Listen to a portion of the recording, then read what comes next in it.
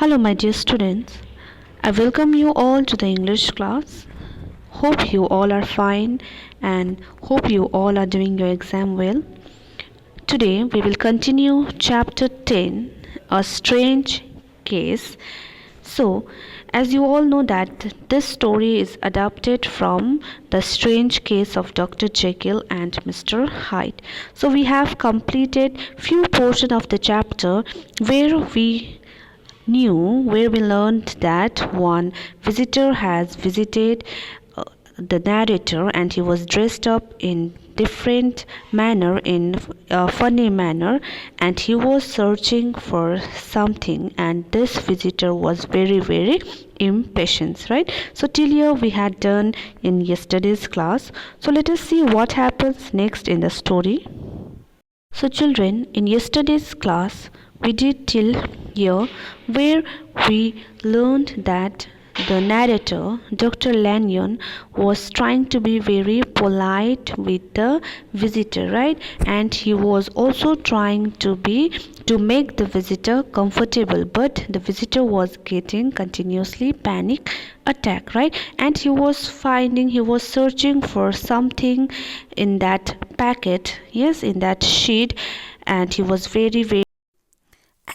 very much excited to get that sheet. But Dr. Lanyon, on the other hand, he was little bit worried because his visitor was getting constantly panic attack. So today we will start from second last paragraph of this chapter.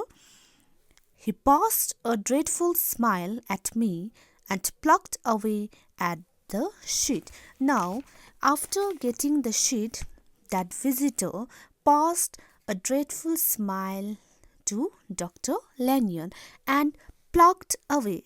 Children, plucked away means pulled away at the sheet. That means he again started to stare at the sheet. Now he started to open the sheet. At the sight of the contents, he uttered one loud sob of relief. Children, uttered here means to make sound, to say something. Sob of relief means relief means tears of relief. When you are very much excited, when you are very much happy, at that time also the happiness tears comes out from our eyes, right? So the visitor, after getting that sheet, that packet, he was very much happy, and he uttered means he made some sound and one loud sob of relief. That means he was very much happy. And the next moment, in a voice that was already fairly well under control, he asked, "Have you got a glass tube?" I rose from my place and I gave him what he had asked for. So after that, he was under control. He was earlier, as we know, that he was very much excited. He was under panic attack. He was getting panic attack.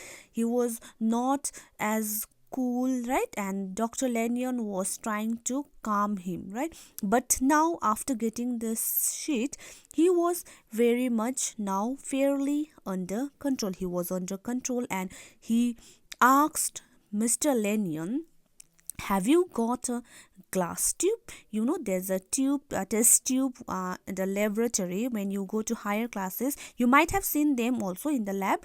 So when you go to higher classes, you do some test in the test tube, okay? So here the visitor is asking Dr. Lanyon, "Have you got a glass tube?" I rose from my place and gave him what he asked for. Now Dr. Lanyon, he went from his place and he gave him glass tube. He smiled and thanked me, measured out some red tincture and added one of the powders to it. So he smiled, the visitor smiled, and he thanked Dr. Lanyon. After that, he measured some red tincture. Red tincture means some medicine, okay? Tincture means some medicine which is mixed with some drugs which are mixed and dissolved in alcohol, okay? And he measured some tincture and he added one of the powders to it. So he added some powder to that test tube, okay?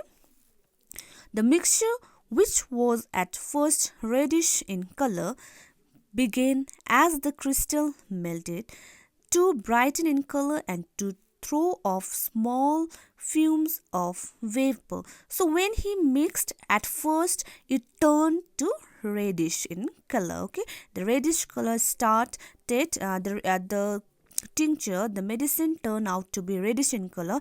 After that, that crystal which he had added in the test tube, it melted.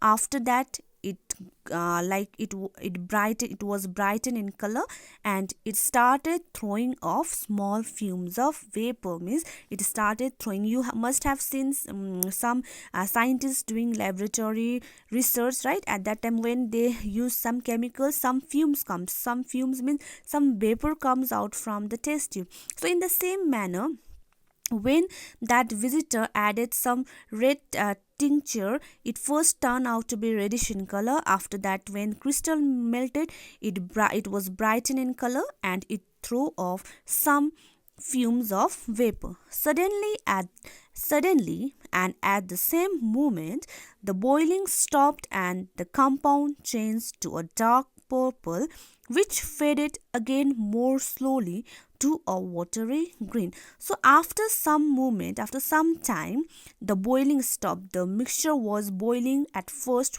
giving bright color. After that, the compound, which was reddish in color earlier, it turned to be a dark purple, which faded into a watery green. Now slowly it turned into a watery green.